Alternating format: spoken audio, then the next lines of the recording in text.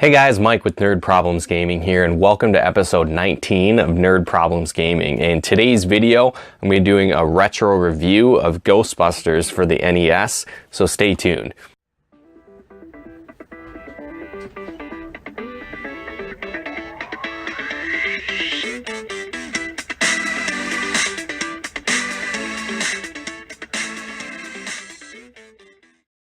Now, when you see me, I've got a Ghostbusters shirt on, I've got one of the original games. You can tell I'm probably a huge fan of this series. Well, I am, right? I've got all the movies, I've got comics, I've got the games, I've got the board game, all kinds of stuff, right? So I'm a huge fan of Ghostbusters. I have been since I was a kid, but not really a huge fan of this game. I think if you slapped a different label on this and it wasn't Ghostbusters, I don't know if I'd really like it at all. But that's kind of its main redeeming factor for me, is just the fact that it is Ghostbusters. But when it comes to the gameplay, it's a little frustrating. It's kind of weird. Like, you'll see an overview map of the city.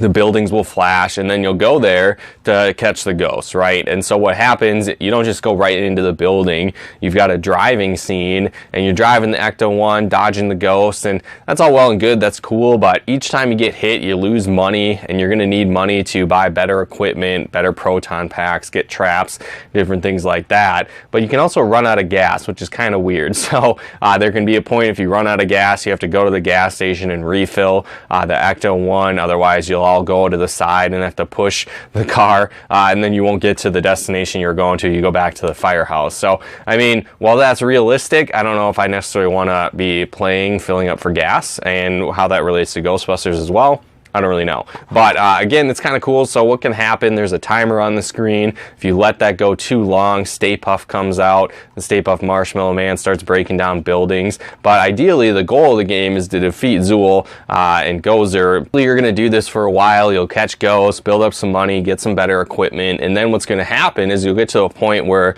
the PKE meter gets high enough, and then you have the opportunity to go into the final stage, or the final building, to fight the boss. Now, this is probably the hardest point in the game. I know when I was a kid, I really had a hard time with this. I don't even know if I ever made it legitly, like I had to use a Game Genie to even get to the top. But basically, you're going to climb back and forth up this stairway.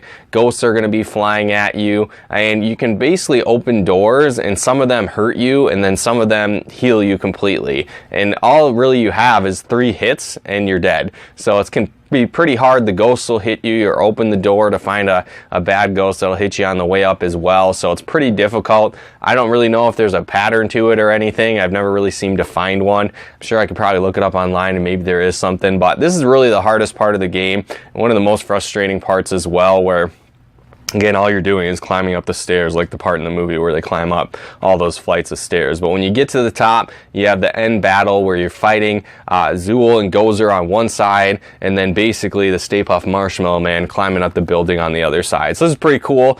This is probably my favorite part, but again, it's super hard to get to in the game, and so you might throw the game away in frustration before you even get to this point. But again, it's a good game, I guess, if you like Ghostbusters, but overall it can be frustrating at times.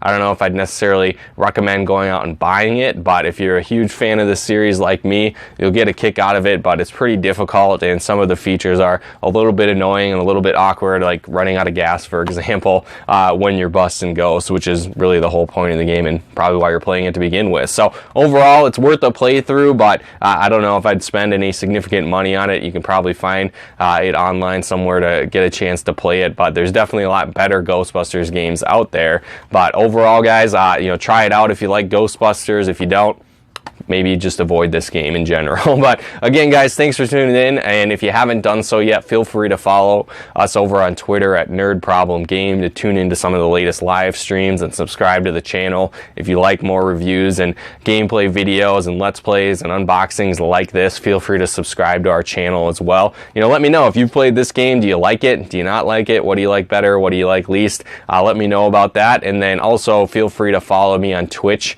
over at twitch.tv/MikeMacDirect to plug into some of the latest live streams. But thanks again for tuning in. We'll talk to you more soon.